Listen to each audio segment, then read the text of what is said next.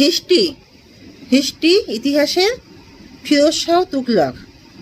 তোমরা সবাই মন দিয়ে শোনো, লেখো, সবাই লাইক অ্যান্ড সাবস্ক্রাইবটা অবশ্যই দিয়ে দাও। ফিরোজ শাহ তুগলক 1309 থেকে 20 সেপ্টেম্বর, যিনি তৃতীয় ফিরোজ নামে পরিচিত। 1351 সাল থেকে 1388 সালে তার মৃত্যু পর্যন্ত দিল্লি সুলতান ছিলেন।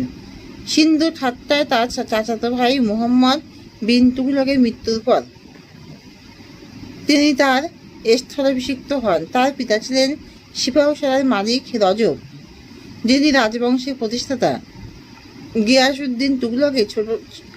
গিয়াসউদ্দিন তুগলকের ভাই ছিলেন, যদিও তার মা ছিলেন ভারতীয় উপমহাদেশের পাঞ্জাবের আবহাওয়া থেকে আগত একজন রাজকন্যা।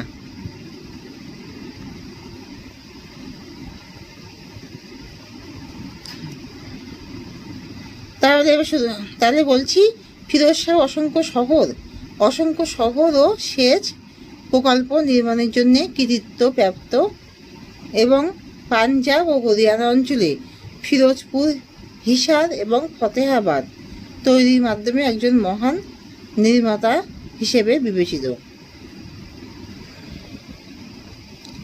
ফিরোজ শাহের রাজত্বকালে বাংলার সিন্ধু এবং কাংড়ার রাজাদের মতো অসংখ্য বিজয় অর্জন করা হয়েছিল। যদিও সিংহাসন লাভের পর এটি উল্লেখ করা হয়েছে যে তিনি সফলতার সাথে একটি মঙ্গল আক্রমণ প্রতিহত করেছিলেন। তোমরা সবাই মন দিয়ে শুনছো তো? সবাই লিখছো তো? লিখে রেখে দাও। আর সবাই কিন্তু সাবস্ক্রাইবটা, লাইক অ্যান্ড সাবস্ক্রাইবটা সবাই দিয়ে দিও।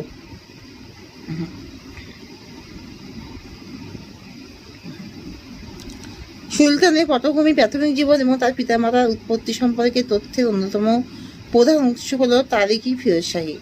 বর্ণিত আছে যে গিয়াসউদ্দিন তুগলক তার ভাই সিপাহসালার রজবকে পাঞ্জাবের দিপালপুরের রায়দের একজনের কন্যার সাথে বিবাহ করাতে চেয়েছিলেন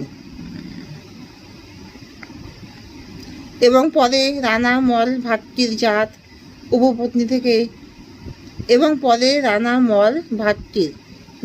উপপত্নী থেকে জন্ম নেওয়া কন্যা বিবি নাইলার সৌন্দর্য সম্পর্কে জানতে পেরেছিলেন।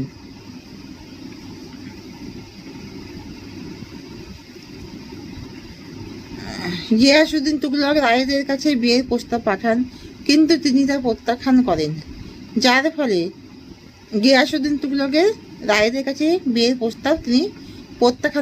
ফলে সুলতান তাদের কাছ থেকে 1 বছরের রাজস্ব দাবি করেন এবং 3 দিনের জন্য জনগণকে কষ্ট দেন। বিবি নাইলার মা গিয়াসউদ্দিন